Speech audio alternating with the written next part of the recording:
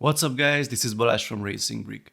I already did a detailed building review about LEGO's huge 90th anniversary set, the Lion Knight's Castle. If you did not see it yet, then I suggest to watch it first by clicking on the link in the top right corner. It looks awesome, has tons of details and playable functions, has a literal army of minifigures, and is truly massive. Oh, by the way, you asked about the size when it is unfolded. On lego.com you can see the dimensions of the closed version. If I open the bag, then the width is 70 cm, which is around 27 inches. Depth is a bit reduced at 31 cm, which is 12 inches. The height remains the same.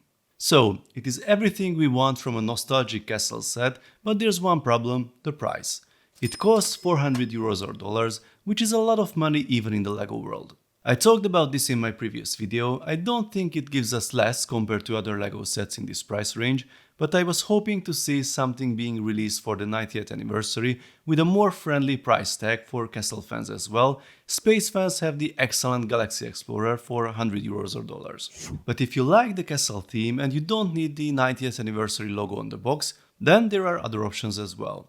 Last year I reviewed the 31120 Creator 3-in-1 Medieval Castle set. I liked it, you liked it as well. The link of the video is available in the top right corner. This set has a cool trick that I did not show you in details back then. You can build 3 variations and you can attach those to form one big castle. The set costs 100 euros or dollars, which means we can buy 3 to make all 3 variations, and we still have some money left compared to this one. Well, if that $100 is burning your pocket, then there's another available medieval set, the Ideas 21325 Blacksmith. That one costs 150 euros or dollars, so if we put that one in our bag, then the total sum will be higher than the price of the Lion Knight's Castle, but it's a good opportunity to compare all these to see what we can get in this price range. I don't have here 3 samples of the Creator Castle set at the moment. Last year my good friend Kristóf, also known as Kockás Ember, you really should check out his channel if you want to watch great videos about LEGO in Hungarian. So, he was kind enough to lend me 2 extra sets. This way I can show you all those builds at once, and then we can compare them to the new castle. So, let's see the alternate builds for the Creator set in details. We have one manual for the main build and another one for the 2 alternate versions. The first one is the castle tower. As you see in this version, the blacksmith was either promoted or demoted as he joined the army and wears the armor he was working on previously. The main build here is this tower that inherited a lot of building techniques from the castle, but it has a fair amount of new details as well. It's a 5-story building. As you see, it became significantly higher than the castle. There's a green field at the bottom and some stairs going up to the heavy wooden door over the water. The door is especially nice with all the details. There's not much inside on the first floor, but on the other side there are some super scary dragon heads. They look awesome. The next floor has an animal inside. I'm not sure if it is a huge bird or a baby dragon, but probably the latter. What do you think about it? Let me know in the comments. The third floor seems to belong to a scientist or even a wizard. We have colorful vials, a book and a telescope, lots of things in a tiny room. We also have the red and white banner hanging from this floor on the outside, but this time it has a little gold accent. The tower would definitely deserve some renovation, as there's a big hole in the corner of this room. The top floor provides a nice view, and here you can see the curved pieces previously used for the water mill, now repurposed as windows. The roof also looks nice. The blue and grey combination is different from the main build's roof style. Let's go back to the bottom of the tower as we missed an important section. Here we have a quite big jail with much more room than the one in the main build, but this time there's no one yet inside. The reason might be this brilliant way to escape. This huge rock is hinged and can be opened to let the prisoners go. The second item from this build is a very cool mechanism, a functional trebuchet.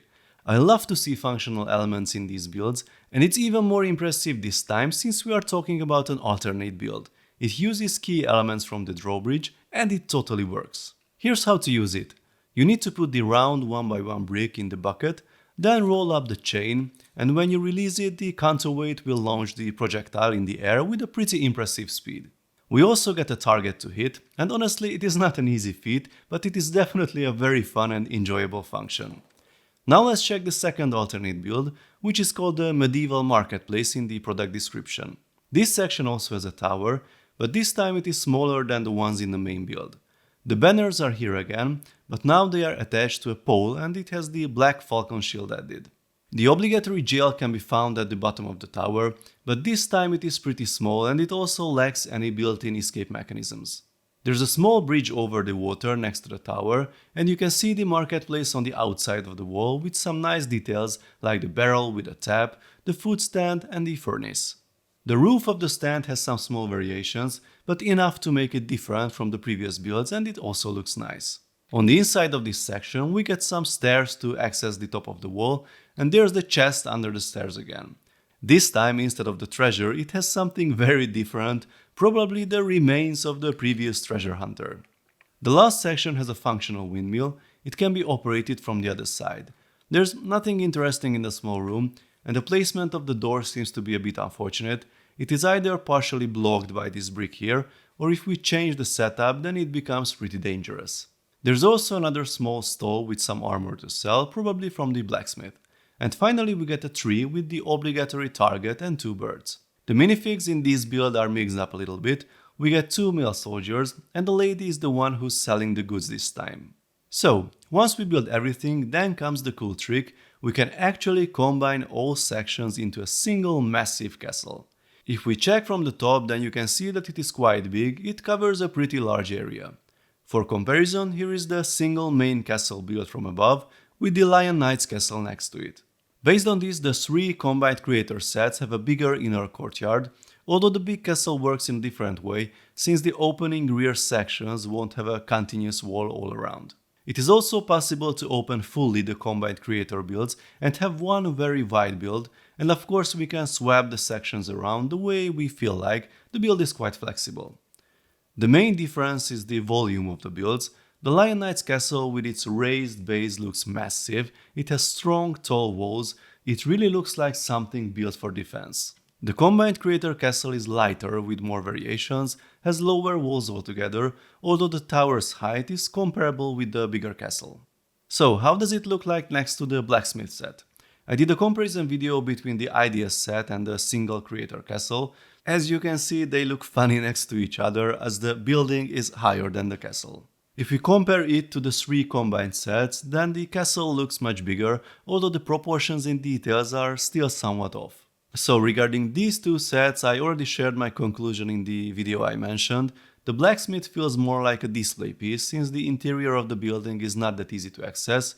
You can remove the floors, but the playability from this point of view is limited. It has a higher variety of minifigures though. The Black Falcons returned first in this set. So what would be my personal choice? The Black Knight's castle for $400, the 3 creator sets combined for $300, and or the blacksmith for $150. Honestly, I would still go with the big castle, and I tell you why. This one has a presence, it is massive, has tons of details, some very cool working functions, and a whole bunch of minifigures. My second option would be the combination of the 3 creator castles, as this one has a high variety of buildings with many different placings. The selection of minifigures is somewhat limited, but you can buy a lot of extra soldiers for $100. It is also possible to buy and build the sets one by one, which might help if your budget is limited. I would treat the blacksmith set separately. The scale is quite different even compared to the big castle, and I still think that one is more like a display piece with less focus on playability. So as a conclusion, the price of this set is high, no doubt about it, but you really get an impressive build for your money. Please let me know your thoughts in the comments, which set or build you prefer. If you like this video, then please give it a thumbs up. I also suggest to subscribe with notifications as more exciting LEGO videos are coming soon. See you next time, bye bye.